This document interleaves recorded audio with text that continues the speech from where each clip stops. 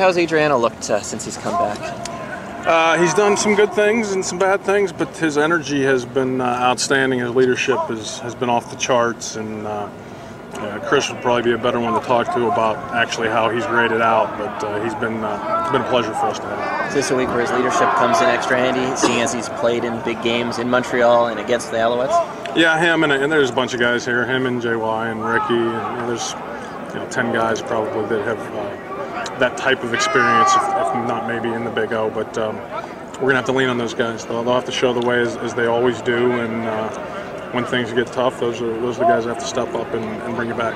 How much does pumping the sound in help?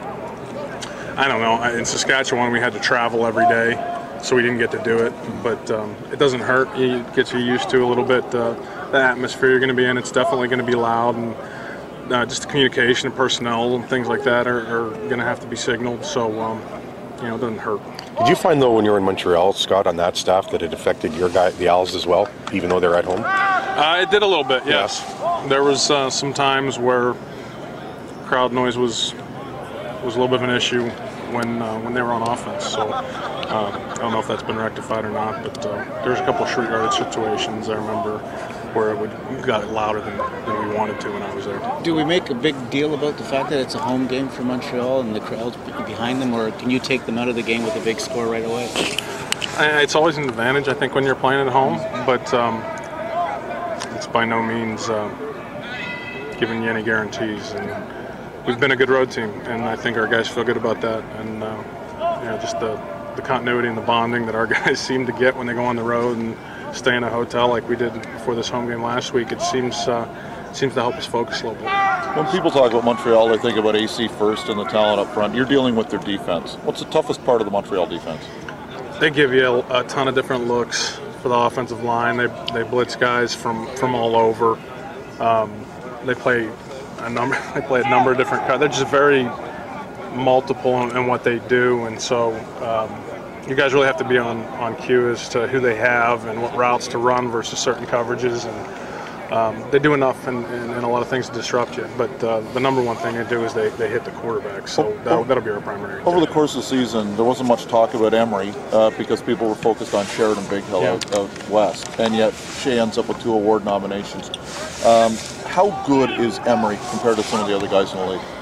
I've thought for a couple years that Shea is an underrated player, Canadian or no Canadian. He's very aggressive, very intense, very smart, instinctive. I'm not into comparing guys, but Shea is certainly a very, very good football player, and has done a good job for them, obviously. Scott, as someone who knows the personnel as well as you do in Montreal, I know you're going to be asked this quite a bit this week, but what advantage, if any, do you think you got going into the game? I don't think I have any.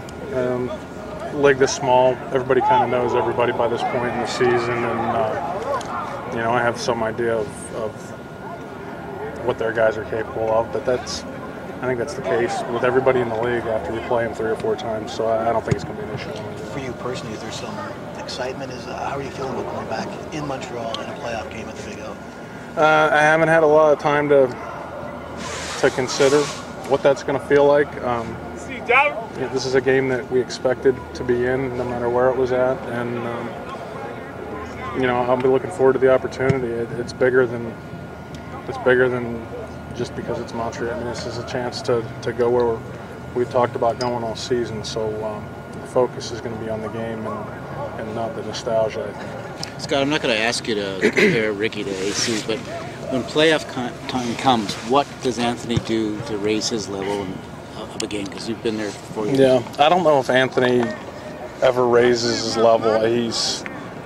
His commitment to preparation is unbelievable, whether it's week 1, week 18, or the Grey Cup. And I heard Ricky saying a similar thing last week. They asked him about his routine, and he said, "I don't change a thing." And I think they're similar in that way. And I think it's the only way you can be a great quarterback week in and week out is if you prepare the same way. So certainly there's a little bit more pressure, there's more at stake, but I don't think Anthony prepares any differently than he would for a regular game. And obviously he's not going to be under any more pressure than he is any game because he's used to this.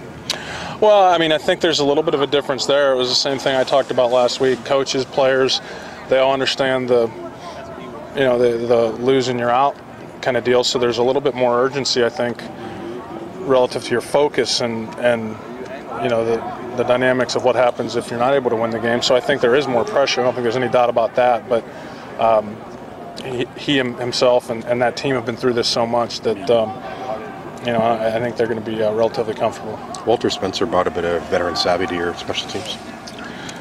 Certainly, yeah. Walter has been a great addition, just like that guy. He's a very physical special teams player.